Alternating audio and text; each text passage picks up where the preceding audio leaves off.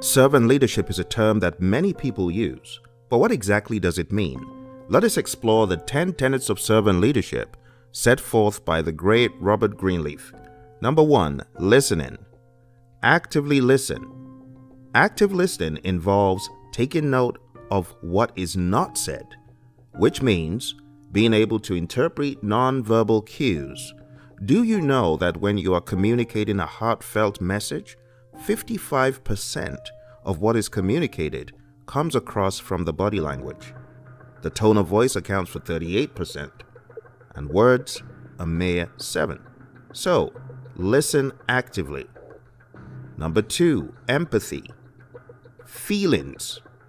Feel the emotions of others. Great leaders understand what their people are going through, and they live in their world from a point of empathy. Empathy is all about consideration for the other person, putting yourself in their shoes, understanding their emotions and what they feel, even though you may not feel the same way. Number 3, healing. Healing is all about caring for the well-being of others, understanding that people need to heal after certain events. It could be an event in their personal lives. It could be an event in the company. Perhaps you've gone through a reorganization and people are taking it a little bit heavy. It's that understanding and that care for their well-being, understanding that they need a space to recover. Number 4, awareness. Awareness involves understanding your emotions and the emotions of others, knowing when to push, when to inspire, motivate, and encourage, and when to back off, because it may not be the best of times. Awareness could be summed up in the phrase known as emotional intelligence, or EI, knowing how to bridle your emotions and understanding how best to influence those of others. Number 5, persuasion.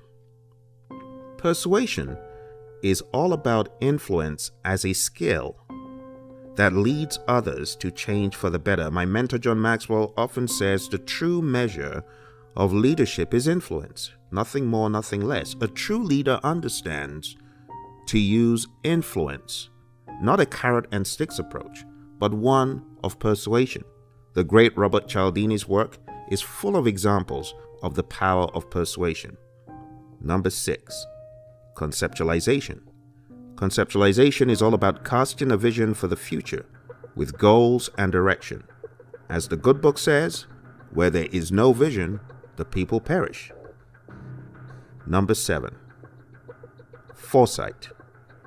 Foresight involves predicting the future based on the past and present. In other words, being absolutely aware of what is happening and what has happened 360 in order to portray what will happen in the future. You could say, being able to see what is coming round the bend. Number 8, stewardship. Stewardship involves care of the people. It involves care of resources entrusted to one. In other words, understanding that one has a responsibility to protect that which has been entrusted to them, being a fiduciary of those resources. Number 9, commitment to growth. Commitment to growth is all about being focused on people getting to their optimum potential, people being the best version of themselves, being committed to the growth of others, be it through mentoring or training or coaching or some other form of development. If you have a team, it could be about helping the team get to maximum synergy. Number 10, building community. Building community involves providing a sense of belonging, providing a sense of safety. In the world of business and leadership, we often talk about Maslow's pyramid. And at the base of the pyramid, we have the physiological needs. We have safety needs, love, and belonging. A great servant leader understands that in order for people to have the lower level needs first, there must be a feeling of belonging and community. A great servant leader provides that sense of belonging.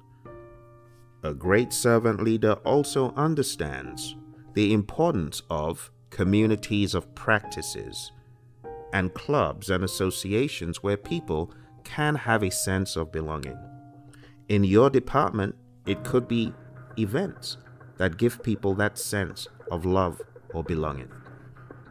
And those are the 10 tenets of servant leadership by the great Robert Greenleaf: listening, empathy, healing, awareness, persuasion, conceptualization, foresight, stewardship, commitment to growth, and building community. I hope you've enjoyed it. Please give it a thumbs up and share with your friends. All the best.